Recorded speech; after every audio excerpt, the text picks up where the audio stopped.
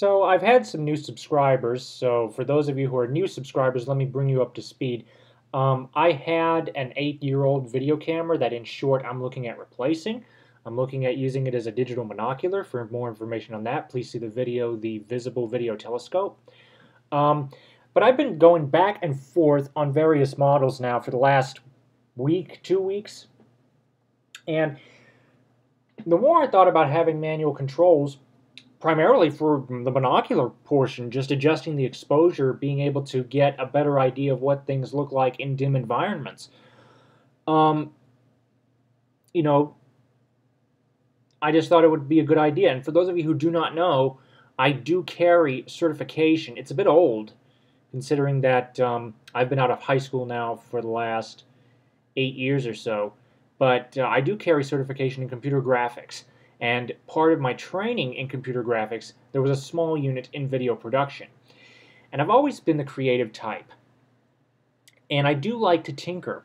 So I was thinking more about that, and that having a video camera with manual control would be a good idea, being able to adjust the white balance, the iris, the shutter speed. And for those of you who do not know what the heck I'm talking about, I'm not about to get into that here. My apologies, but this is more of a general questionnaire video. But I was thinking more along the lines to the audio side. For those of you who can see, you can probably see where my little arrow, the cursor magnifying glass is. Where that is, there is a dedicated hot shoe. And I was thinking about the audio component. For those of you who know that, like I said, for those of you who know me, you know that I review assistive technology, and a lot of the technology talks. The camera does have external microphone inputs, but I was wondering about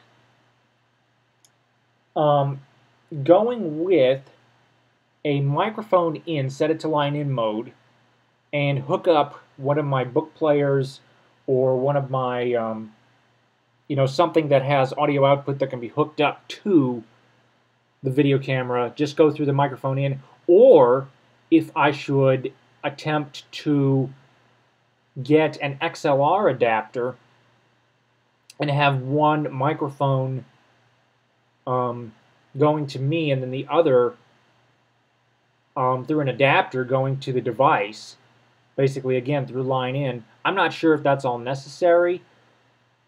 That's why I'm asking you guys, should I look into getting that sort of thing?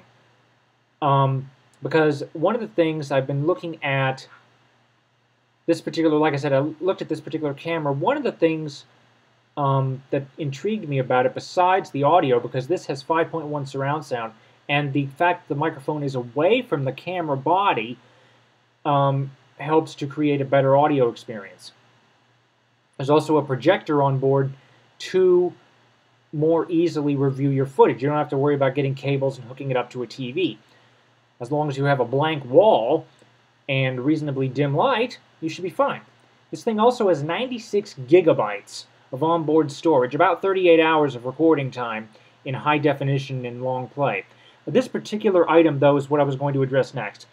It's in Japanese, but what it says in English, essentially, the rough translation is balanced optical steady shot. Now, optical steady shot is Sony's terminology for optical image stabilization. Now, what does that mean by balanced? Check this out. What happens is, with a conventional optical image stabilization system, you've got two methods. The lens will shift, there's an element within the lens that will shift, or the sensor itself will shift. That would be sensor shift stabilization. One of the pluses of sensor shift stabilization on a digital SLR, for example, is that it'll work with any lens you attach. The downside is you can't view it through the viewfinder. Sony's done something that I think is really unique and really interesting. I've even seen a video example of this in action. What they've done is they've taken the lens and the sensor and all of the components that have to do with both and built them into this box. Excuse me. And this box containing the sensor and the lens is what moves around to optically stabilize during camera shake. which I think is extremely interesting. One of the reasons I was drawn to the 790 and its cheaper brother, the 650. The last thing that I want to do is, because I would never ever buy one of these. This is a professional video camera, but you've got instantaneous switches for everything. But let's take a look here.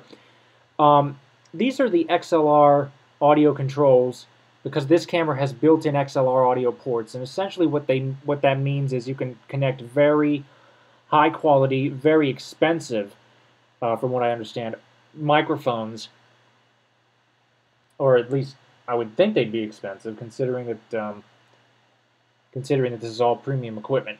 Anyway, you've got two separate audio channels here. This is why I was interested in getting an accessory like that to fit into the hot shoe of the PJ790. One of those going to me, and then the other going to the vocal input of the device that I'd be reviewing, or even to my Macintosh. One of the things that's a problem right now is you guys are seeing the full screen. I'm not. What I'm seeing is essentially from here. So follow my magnifying glass. I'll give you a minute to look at it, to locate it. Move along here and stop. Move down and stop. Move right and stop, and then move back up. This is roughly what I'm seeing right now.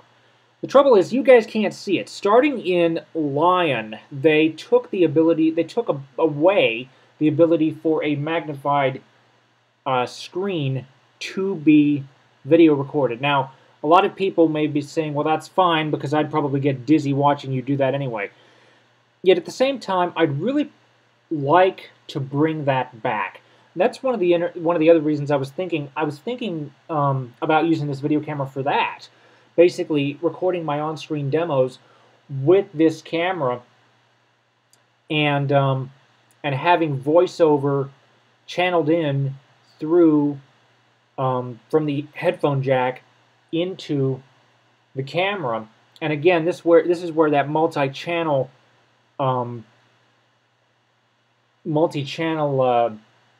audio input comes in. The other thing is, you get where I'm going with this, but what I'm wondering is, because a lot of the high-end video cameras, if you look at 2 channels, 3 channels, they have these XLR inputs, and I was thinking about getting an accessory like that for the hot shoe. Do I even need something like that? Could I just use like a Y adapter? And for those of you who do not know what I'm talking about, I've seen this with headphones, you've got a standard connector on one end, and then you've got 2 holes, 2 jacks on the other end, and it's in a little box. And the great thing is you can easily hook up 2 pairs of headphones into a single jack. And I'm wondering about the ability to do that with 2 audio input sources on this camera.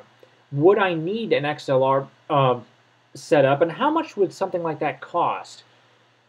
And the reason I'm asking all of this is I'm asking about it for you guys, for your benefit. Do you think it would improve my videos if I were to invest in something like that down the road? Not right away, because as soon as I'm finished with my master's, I'm gonna try to see about getting a job, going to work, that sort of thing. And then from then on, whatever reserve money I have, I can take into this. But that's why I'm asking you guys now, because once I start, I just want to know, because you guys, I care very much about my subscribers. For those of you who interact regularly with me, you may have noticed that I get back to you really quick. Should I go down this road? What do you guys think? Am I overdoing it? Now, for those of you, I should tell you real quick before I close out. Am I overdoing it? Personally, I don't think so, and that's because, again, from the monocular standpoint, I like the idea of having manual controls, particularly for the iris, being able to open up the iris and let in more light in dim situations. Also, for the microphone, being able to record, this microphone being off to the side, being able to record much better sound without having to worry about the internal motors from the optical image stabilization, for example.